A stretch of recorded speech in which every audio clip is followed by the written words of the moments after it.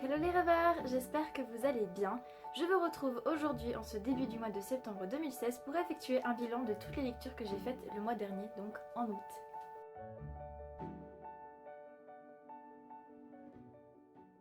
J'ai donc pour ce mois-ci une dizaine de bouquins à vous présenter. J'ai quand même pas mal lu malgré mon travail au centre aéré qui me prenait beaucoup de temps.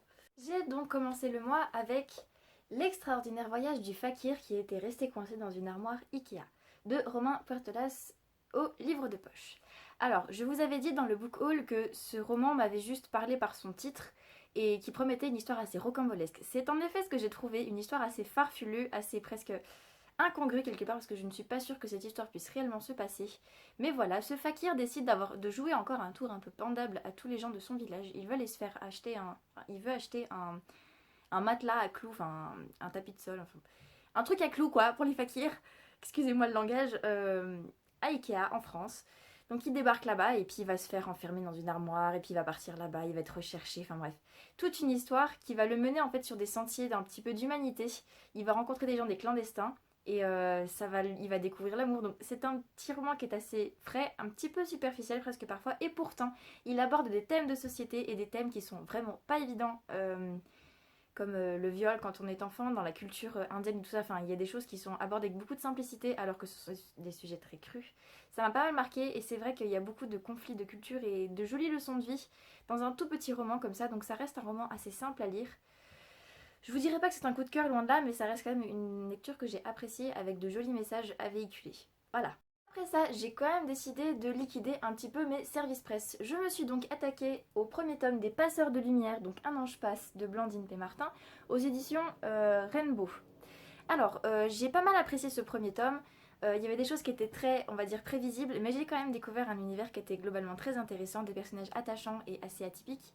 L'héroïne, je suis désolée, je me souviens plus le nom, mais elle m'a marquée parce qu'elle a un caractère qui évolue. L'univers des passeurs de lumière est quand même assez unique. Je connaissais pas trop. C'est vrai que cette notion de vie après la mort est quand même assez. Elle nous perturbe beaucoup en tant qu'humain et on sent que ça a travaillé un petit peu l'auteur et je trouve qu'elle en a fait quelque chose de sympathique. J'attends beaucoup du tome 2 qui devrait nous apprendre plus. Et au niveau de l'histoire d'amour qui s'est créée, on se demande comment ça va se dérouler puisqu'elle nous laisse un peu sur une tension à la fin. Et voilà, on a envie que ça se continue, on a envie de savoir la suite. Et voilà, on est dans l'expectative et j'ai vraiment envie de savoir ça parce que c'est bien écrit, ça reste simple et ça reste quand même assez addictif malgré tout. Donc voilà, sympathique. C'est pas la plus grande littérature, mais je vous le conseille quand même, pardon. Je vous le conseille quand même bien fortement parce que ça reste un très bon moment de lecture. Après ça, je suis passée à un tout petit bouquin. Il s'agit du Don de Gaïa de Mélanie Baranger en auto-édition. Donc, je vous ai dit que j'avais vraiment hâte de le lire puisque j'avais aidé à financer en fait ce projet en auto-édition. Et même si je ne suis pas déçue de la lecture, loin de là, que j'étais contente de pouvoir découvrir l'univers de Mélanie puisque ça faisait longtemps que j'avais envie de la lire, j'avoue que j'ai été un peu surprise de voir que c'était aussi simpliste. L'auteur m'a dit ensuite que c'était vraiment un roman d'initiation à la fantaisie, mais pour moi, il manquait des choses, des détails, et j'ai eu du mal à m'y représenter, même si le fond de l'histoire est très intéressant avec cette histoire de furet qui guide notre petite héroïne Mélodie. C'est très intéressant. Pour moi, il manquait des petites choses, même si le fond avait de très bons points. Voilà. J'ai pas grand chose à dire de plus, si ce n'est que ça vaut quand même le coup, même si pour moi il manquerait au moins une centaine de pages, bien que ça soit un roman d'initiation. Voilà. Après ça, je suis passée à un tout autre genre. Je suis passée à un roman historique, enfin de type historique, fictionnel historique, Le fil des souvenirs de Victoria Hislop aux éditions Les Escales. Alors je sais pas vous, mais je vous l'ai sûrement déjà dit, je trouve cette couverture magnifique, les couleurs sont très belles et l'histoire aussi est superbe. J'ai découvert l'histoire de la Thessalonique et de cette partie de la Grèce qui a été assez époustouflante, assez prenante, douloureuse, pleine de souffrances et d'obstacles au travers de deux personnages. Je crois que c'est Dimitri et Katarina. Euh, Katrina et Dimitris. Je me suis retrouvée transportée très vite. J'ai vu que la plume de l'auteur était très belle, qu'elle arrivait à nous décrire tout ce qui se passait. Et même si c'est une histoire qui est difficile parce qu'elle est faite de sacrifices, puisqu'elle parle de la Deuxième Guerre mondiale, elle parle d'incendie, de choses comme ça. C'est une histoire qui m'a beaucoup plu, qui m'a vraiment transportée, avec laquelle j'ai vraiment voyagé. L'histoire d'amour en plus m'a beaucoup touchée. L'histoire de Katrina m'a aussi vraiment émue parce qu'elle n'est pas évidente et qu'elle a dû elle-même faire des sacrifices et que je me suis sentie très proche de ces personnages. Donc voilà, j'ai découvert et j'étais fascinée par cette histoire, par ce pays. J'ai vraiment envie d'aller voir maintenant Thessalonique et je peux vous dire que c'est raconté avec brio. On ressent énormément les émotions, on voit les paysages, on y est presque. Donc voilà, je ne peux que vous conseiller ce roman qui est juste exceptionnel quoi. Il a été difficile pour moi de faire un choix après ceci puisque c'était un coup de cœur. Voilà, je ne l'avais pas dit, mais il s'agissait bien d'un coup de cœur. Je me suis donc penchée sur un livre qui était pour moi une valeur sûre. Il s'agit de How to Ruin Your Boyfriend's Reputation de Simone Elkeles, qui est le troisième tome de la saga How to Ruin, donc chez Flux Éditions. C'était un livre que j'avais déjà lu et d'ailleurs je vous ai parlé de mes relectures précédentes dans les mois précédents, dans les bilans précédents. Ça fait beaucoup de précédents, mais c'est pas grave. Voilà, j'ai relu ce tome et j'ai encore une fois énormément apprécié de retrouver Avi et Amy, qui ont tous les deux un caractère assez fort. Amy qui commence enfin à mûrir, même si elle ressemble toujours à une petite princesse qui est un peu pourri gâtée. Elle a de belles réflexions, on découvre encore une fois l'Israël, que ça soit au travers de l'armée, des exigences qui sont posées et j'ai replongé. C'est vrai qu'il y a quelquefois quelques petites choses que j'ai remarquées parce que je suis plus mûre que ce que j'étais la première fois que je l'ai lu. Mais j'ai quand même énormément apprécié cette romance qui n'est pas évidente et qui parle voilà, du vrai amour, des concessions qu'on doit faire, de la confiance qu'on accorde à l'autre et des projets d'avenir qu'on aimerait faire. Donc voilà, ça m'a beaucoup touchée et je l'ai lu assez rapidement et je ressors encore une fois totalement heureuse d'avoir pu replonger le nez dans cette saga et de l'avoir terminée. Voilà. Passons à ce que j'appellerais pas la bête noire de mon mois, mais on va dire le petit point noir de mon mois. J'ai lu le deuxième service presse qui m'attendait, c'est-à-dire le tome 1 de La sixième corde de Benjamin et Caroline Caro. Et ça n'a pas fonctionné chez moi. C'était un roman qui paraissait frais, qui se faisait apparemment lire sur un transat en été. Je l'ai lu principalement pendant un week-end à la montagne avec des amis et définitivement j'ai râlé pendant ma lecture. Je n'arrivais pas à accrocher à l'humour. Je suis passée à côté et je n'ai pas aimé les idées qui étaient véhiculées dedans, même s'il est vrai qu'avec discussion avec l'auteur après, on peut en tirer quelque chose, vraiment, on peut faire un travail d'analyse, sauf que je n'ai pas fait ce travail d'analyse pendant ma lecture, je l'ai fait après en discutant avec l'auteur, du coup ça n'a pas fonctionné. Ça a été pour moi une lecture assez laborieuse, je suis sûre que d'autres pourront l'apprécier et j'ai vu les commentaires sur Livre Addict, des gens aiment cette lecture. Je suis sûre que ça peut être le cas pour d'autres personnes, mais pour moi, ça a été difficile au niveau de la vision de la femme qui est transmise, au niveau des choix qui sont présentés par les personnages. Et la fin m'a énervée parce que j'ai l'impression d'avoir fait tout ce voyage, tout ça, pour ça. Voilà, je ne vous dirai pas pourquoi, mais ça m'a saoulée. Tout simplement, ça m'a saoulée. Je suis désolée de le dire. Ça arrive parfois, ça ne colle pas. Et manifestement, ça n'a pas collé avec moi et avec ce roman. Il y a certainement des raisons. J'ai pas envie de fouiller plus loin. Ça n'a pas fonctionné. Voilà. Après, il y a des qualités. Il y avait une belle plume. Il y a des moments qui sont très philosophiques, qui sont très jolis à voir. Mais on replonge tout de suite après dans quelque chose qui est assez vulgaire, assez... Voilà, c'était presque... On va pas dire trop réaliste pour moi, mais c'était trop pour moi. Voilà, donc je suis désolée, ça n'a pas fonctionné. J'ai fait peur à certains, je crois, que ma chronique était assez franche, mais je sais et je sens que d'autres pourront l'apprécier. Donc n'hésitez pas à vous faire votre propre avis à propos de ce roman. Petite précision, j'ai lu 96, la sixième corde, tome 1, avant How to Ruin Your Boyfriend's Reputation. À croire que le fait d'être en vacances ne me remet pas les neurones en place. Voilà.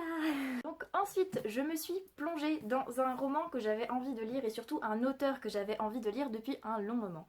Il s'agit de La femme au miroir d'Éric Emmanuel Schmitt chez Albin Michel. Donc, comme j'ai dit, ça faisait très longtemps que j'avais envie de lire Éric Emmanuel Schmitt parce que j'avais entendu plein de commentaires dithyrambiques, on va dire, sur cet auteur.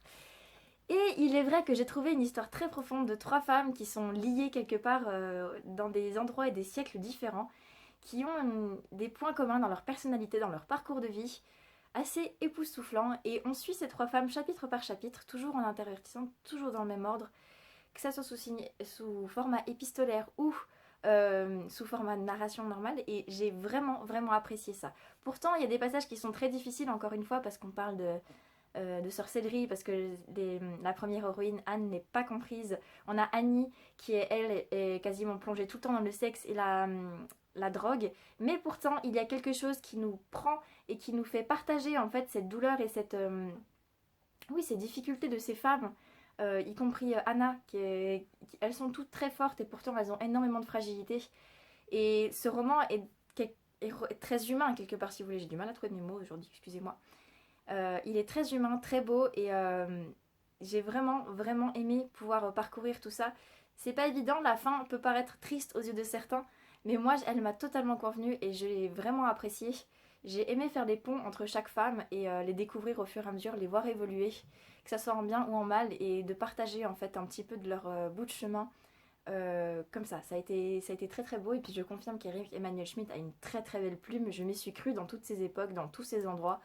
et auprès de ces 3 femmes. Donc voilà, je peux que vous conseiller, mais alors vraiment, vraiment largement. Ensuite, pour essayer de descendre un petit peu ma palle, j'ai décidé de plonger dans No culpes al karma de lo que te pasa por gilipollas de Laura Norton chez Édition Espasa.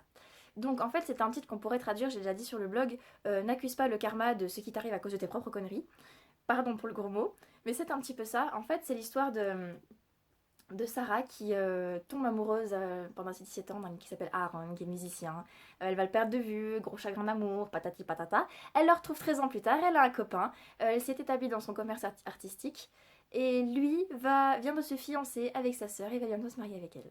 Voilà, gros malaise on va dire. Et elle ne sait plus trop où elle en est de sa vie. Elle fait des concessions, il y a tout des schémas rocambolesques à propos de ce qui va lui arriver, de l'amour qu'elle continue d'éprouver pour Aaron mais qu'elle réfrène totalement, ce qui engendre des réflexions totalement spontanées et totalement réalistes parce qu'on les a tous, toutes même ces réflexions-là, genre mais s'il se passait ça, et puis en fait est-ce qu'il pense pas ça plutôt, et ça donne des quiproquos. En plus ses parents sont pas en train de divorcer mais il y a des petits problèmes des gros problèmes dans le couple, et ça la remet totalement en question alors qu'elle a déjà une trentaine d'années. Et le roman est assez frais, est assez drôle, et même si je vous assure que c'était pas trop évident parce que moi qui parle pas si bien que ça en espagnol, j'ai des grosses pages avec plein de mots. Ce qui est le principe du livre, c'est bien Charlène. Mais voilà, j'ai beaucoup apprécié ce voyage et j'ai encore plus aimé la fin qui est un petit peu guimauve pour la fleur bleue que je suis, c'était juste génial. Donc voilà, j'ai la big smile en le disant, mais j'ai vraiment apprécié cette lecture et je ne regrette pas du tout d'avoir m'être lancée dedans. J'ai même très envie de découvrir d'autres romans de cet auteur, d'autant plus que ce bouquin-là est en train d'être tourné en film. Je crois qu'ils sont en train de réaliser le montage, donc j'ai vraiment envie de savoir ce que ça pourrait donner sur écran. Voilà. Et après cette bonne note bien joyeuse, bien guillerette, je me suis lancée dans un bouquin que je n'avais pas très envie de lire, mais je me suis dit si tu le lis pas maintenant, tu le liras jamais. J'ai donc essayé de lire Le Parfum de Patrick Süskind, Histoire d'un meurtrier, donc au livre de poche. Donc très vieille édition, comme vous le voyez, hein, le truc est jaune. Ça n'a pas été le point noir, mais je peux vous dire que ça a été ça a été très difficile à lire pour moi, parce que déjà je n'aime pas les thrillers, je n'aime pas l'horreur, et manifestement je me suis plongée dans un truc que je n'aurais jamais dû lire.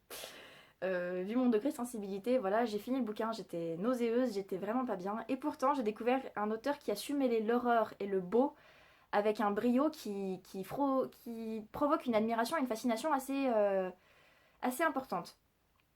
On découvre un personnage qui est sans pitié, qui n'a d'humain que de la forme, pas la pensée parce qu'il est inhumain à ce côté-là, il n'a pas d'odeur, et il veut se créer sa propre odeur, il veut avoir un parfum, alors du coup il va tuer des jeunes filles qui ont un parfum pour lui exquis, parce qu'il a un odorat surdéveloppé, et il va les transformer en parfum, enfin bref, c'est... Voilà. Et on arrive sur la fin du bouquin avec des actes de barbarie qui vous prennent à la gorge, vous qui avez été en totale fascination, ou presque totale fascination devant ce personnage qui pourtant est macabre et glauque.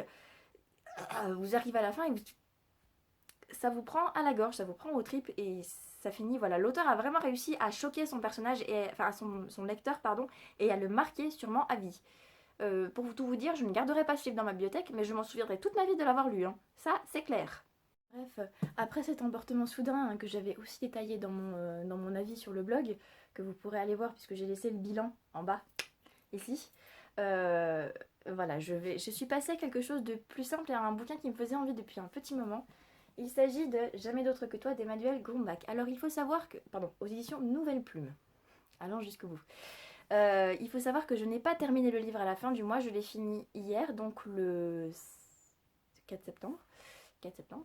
Je l'ai fini hier, parce que c'est un gros pavé quand même, et j'ai énormément apprécié l'histoire. Je vous en dirai pas plus, je vous en parlerai le mois prochain, mais c'est une histoire d'amour qui était pleine d'obstacles et difficile. À partir de 200 pages, je crois que ça a été... ça m'a vraiment pris au trip et j'avais du mal à avancer, mais je suis allée jusqu'au bout et je peux vous dire que j'avais vraiment du mal à lâcher le livre. Pour que je lise à 1h du matin alors que je rentre d'un mariage, il faut vous imaginer la tronche que j'avais le lendemain, mais je ne voulais pas lâcher ce bouquin. Et je reste très, très heureuse de l'avoir lu et j'ai plus qu'à rédiger ma chronique, peut-être avant que la vidéo soit mise en ligne. En tout cas, voilà, ça a très très bien clôturé mon mois. Voilà, ce sera tout pour ce que j'ai lu durant le mois d'août 2016. N'hésitez pas à me dire ce que vous avez pensé des lectures que j'ai faites, encore une fois des lectures que vous avez faites. Ce sera un plaisir d'échanger avec vous. J'essaie de répondre au mieux quand on me fait des commentaires, j'essaie de répondre assez rapidement, pardon si je ne le fais pas assez. Je vous retrouve très vite pour une vidéo sur mon côté auteur. Vous avez été nombreux à me demander déjà la dernière fois où est-ce qu'on pouvait se procurer les exemplaires des originels 1 et 2 et certains à me demander si on pouvait passer par moi. Je suis en train d'organiser tout ça, j'espère vous en parler plus très vite. En tout cas, je vous rejoins très vite sur cette même chaîne pour vous parler de mes petites habitudes de lecture, d'écriture et toutes ces petites choses comme ça qui forment mon côté auteur.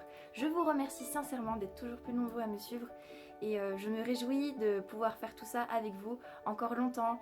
Et voilà, c'est mode bisounours on. Je vous fais des gros bisous, de gros boutous et je vous souhaite d'excellentes lectures pour ce mois de septembre 2016.